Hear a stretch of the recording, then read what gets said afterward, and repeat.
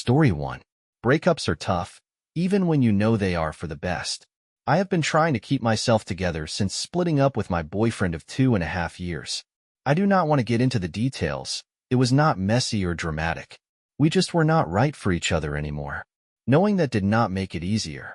Some days, it felt like everything reminded me of him.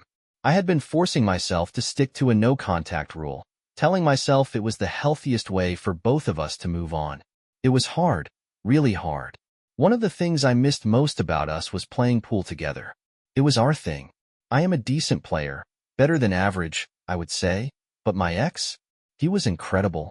On his good days, he could pull off trick shots like it was second nature.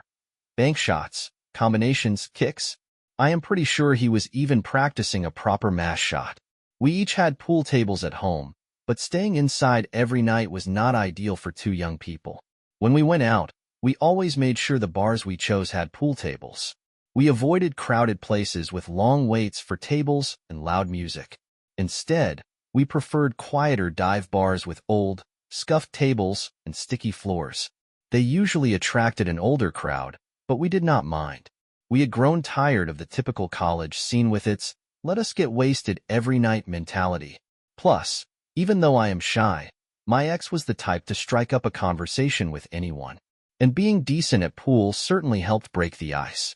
A few weeks ago, I found myself missing that part of my life more than usual.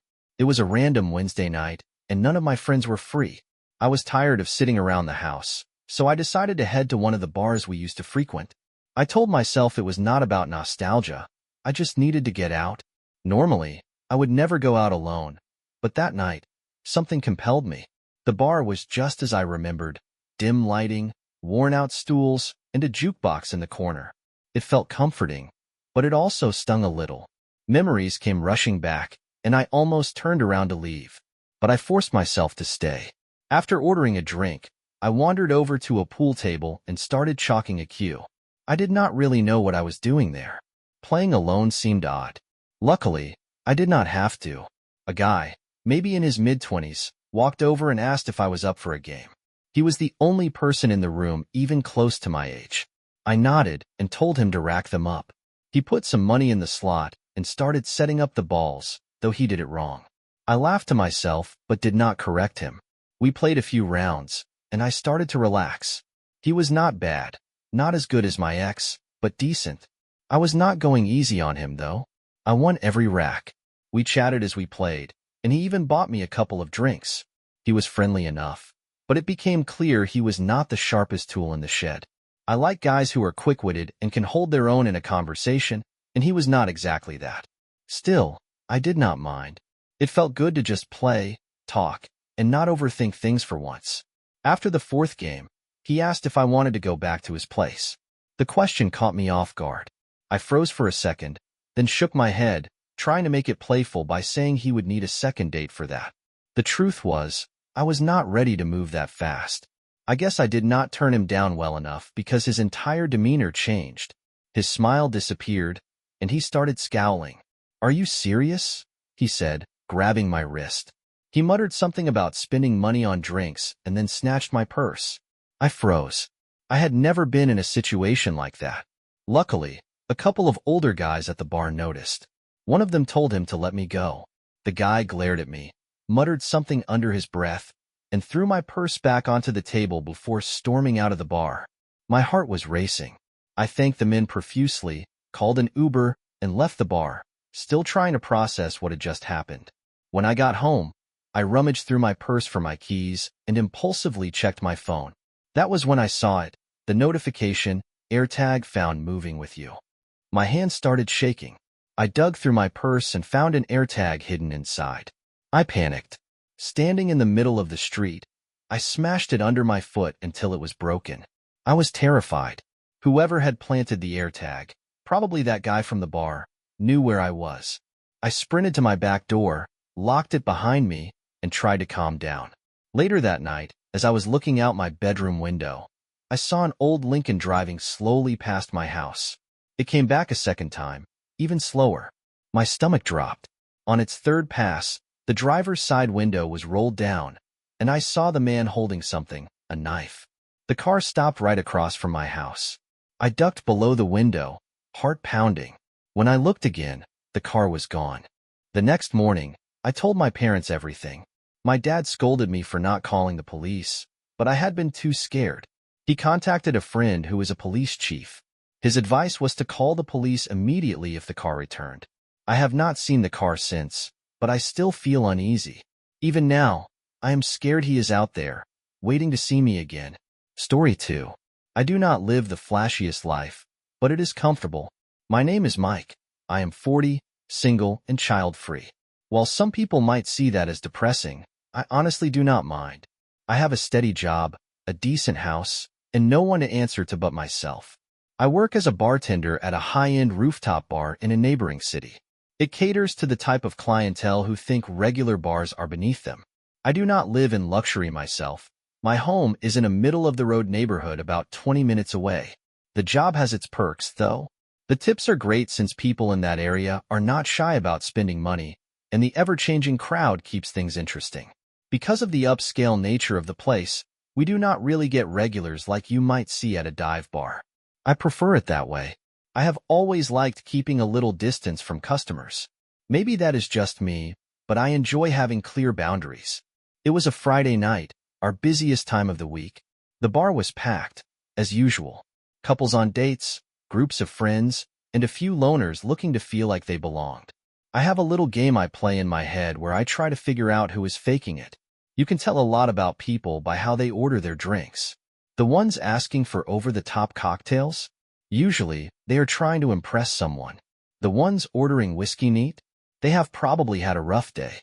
I was in my groove, keeping the drinks flowing and chatting with customers, when someone walked in who caught my attention immediately. This guy looked completely out of place. He had wild, uncombed black hair and a worn-out leather jacket that had seen better days. The stains on it were impossible to ignore. But it was not just his appearance, it was his expression. He looked furious, his jaw clenched tight, and his eyes burning with anger. He made a beeline for the bar but did not sit down. Instead, he stood there, staring at me. I glanced around, wondering how he had gotten past the doorman. Trying to keep things professional, I asked, "Can I get you something to drink?" My voice was calm, but inside I was uneasy. He did not answer right away, just kept glaring like he was trying to drill a hole through me. Finally, he muttered, "Double shot of Jägermeister." I nodded, poured the drink, and slid it over to him. Most people at our bar do not order Jaeger, but I was not about to comment. I moved on to other customers, but when I came back to charge him, he crumpled up some cash and tossed it onto the counter. Hardly anyone pays in cash there, but again, I kept my mouth shut. Then he spoke again, and what he said stopped me cold. "I knew I would find you here, Mike." My heart skipped a beat. I had no idea who this guy was or how he knew my name. Trying to keep my voice steady, I asked, "How do you know my name?" He did not answer, just stared at me with that same intense look. Then he said something that made my stomach drop. "I know what you did." Before I could ask what he meant, he turned and walked away, heading toward the elevators. I wanted to call after him or even follow him, but I was frozen. I had no idea what he was talking about. I finished my shift, but the encounter stuck with me. By the time I got home, I was still replaying it in my head, trying to figure out who he was or what he thought I had done. That night, I woke up suddenly. I could not figure out why at first, but something felt wrong. I stayed still, letting my eyes adjust to the dark, and that is when I saw it. A shadowy figure standing in the corner of my room near the door. My heart raced as I realized someone was in my house. I stayed as still as I could, pretending to be asleep, trying to figure out my next move. After a few moments, I made a split-second decision. I jumped out of bed, yelling at the top of my lungs. The figure bolted, and I heard something metal hit the floor. I chased after him, but by the time I got to the front door, it was wide open, and he was gone. I thought about running outside to look for him, but decided it might be too dangerous. Instead, I locked the door and went back to my room. There, on the floor, was a knife. One of mine, taken from my kitchen. I felt sick. Whoever that was, they were not just there to rob me. They were planning to hurt me, maybe even kill me. I called the police, and they arrived quickly. They searched the house and the yard but found nothing. I described the man from the bar and told them about the encounter earlier that night. They checked the security footage from the bar but told me later that they had no leads. What haunts me the most is that there was no sign of forced entry. All my doors and windows were locked. To this day, I have no idea how he got inside. I have not seen him since, but I cannot shake the fear. Every night, I double-check every lock and window before bed. Even so, I do not feel safe in my own home anymore. Whoever that man was, he wanted something from me, and I am terrified he might come back to finish what he started. Story 3. I work as a bartender at a bar and restaurant in a suburb just outside Baltimore. The setup of the place is a bit unique, so let me explain. There are no waiters, just bartenders like me and cooks in the back. If you want food or non-alcoholic drinks, you order them at the bar, and when everything's ready, you grab it from the counter. I'm not sure why it's done this way. Maybe management is trying to cut costs, but it keeps the place fast-paced, which I actually enjoy.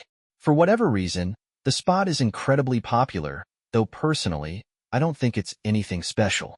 The atmosphere is lively most nights, with great music, a buzzing crowd, and a standing area near the DJ booth where people gather to dance and chat.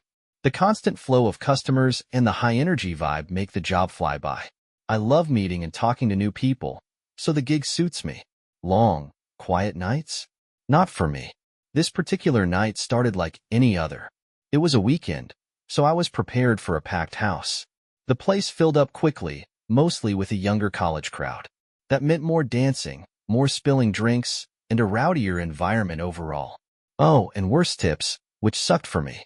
One group of kids kept ordering tequila shots so fast I could barely keep up. One of them was so drunk he hit me with the same pickup line 3 times. Amid the chaos, I noticed an elderly couple walk in and sit at the booth in the corner of the restaurant. At first, nothing seemed strange about them. I just thought it was interesting that 2 people their age would want to come into such a rowdy place. I didn't have time to dwell on it, though. The bar was slammed. Fast forward 30 minutes to an hour, and I noticed the couple again while I was pouring a line of gin and tonics. My hands were working on autopilot, but my brain got stuck on them for some reason. That's when it hit me. They were sitting completely still. They hadn't ordered anything. No food. No drinks. I would have remembered. Neither of them was even looking at the other. They were both staring at the wall next to them. And they didn't appear to be talking either. It was the strangest thing. Curiosity gnawed at me, but the rush of orders kept me occupied. Maybe they didn't realize how the place worked and were waiting for a waiter. When I finally got a break, I decided to check on them. I walked over to their table, plastering on my most polite smile. As I approached, neither of them turned to face me. They just kept staring at the wall like statues. I cleared my throat and asked if they wanted anything to eat or drink. The woman didn't even flinch. She stared straight ahead, like I hadn't spoken at all. The man, however, turned his head, slowly, unnaturally slow. When his face came into view, I felt a chill run through me. His skin was pale and wrinkled, his eyes sunken deep into his face. He didn't speak, just stared at me and shook his head once. Firmly, silently. Something about his gaze made my stomach twist. I muttered something polite and quickly returned to the bar, shaken. They didn't look like they belonged in this century, let alone in this bar. I avoided looking at the booth for a long time after that. Eventually, things started to slow down, and I glanced over impulsively. I nearly dropped the glass in my hand. Both of them were staring directly at me now. I made eye contact with the woman, but she didn't avert her gaze. I had never been more uncomfortable at work. I forced myself to look away and pretended to be busy, trying not to freak out completely. When I finally looked back, the booth was empty. Relief washed over me. I was just glad they were gone. As mean as that sounds, by the end of the night, I was still thinking about them as I wiped down the bar. I decided to ask my coworker Karen if she'd noticed anything strange. Karen's been at this job for years and prides herself on noticing everything and everyone who walks through the doors. When I asked her about the elderly couple, she gave me a confused look. She didn't know what I was talking about. I stared at her blankly, explaining they'd been sitting in the corner booth. She shook her head and said she didn't remember seeing anyone like that. Then she jokingly asked if I was hallucinating. I laughed it off, but inside, I was spiraling. I asked if she was sure, and she crossed her arms, rattling off details about at least 10 other people who had been in the bar that night, including what they'd ordered and what they'd been wearing. Her memory was sharp, and I couldn't believe she'd missed the couple. By the time we locked up and left, I was doubting myself. As I walked to my car, I saw something that made my blood run cold. Across the street, under a lone streetlight, stood two dark figures. I knew it was them. My keys almost slipped from my hands. I wanted to scream, but no sound came out. I didn't wait another second. I jumped into my car, locked the doors, and sped out of the lot without looking back. The drive home was awful. My mind raced with questions. How had Karen not noticed them? Were those people even real? Was I losing my mind? I couldn't make sense of it. I wish I had answers, but I don't. I never saw those people again. I never got an explanation. To this day, I don't know what I experienced that night, and I'm not sure I ever will.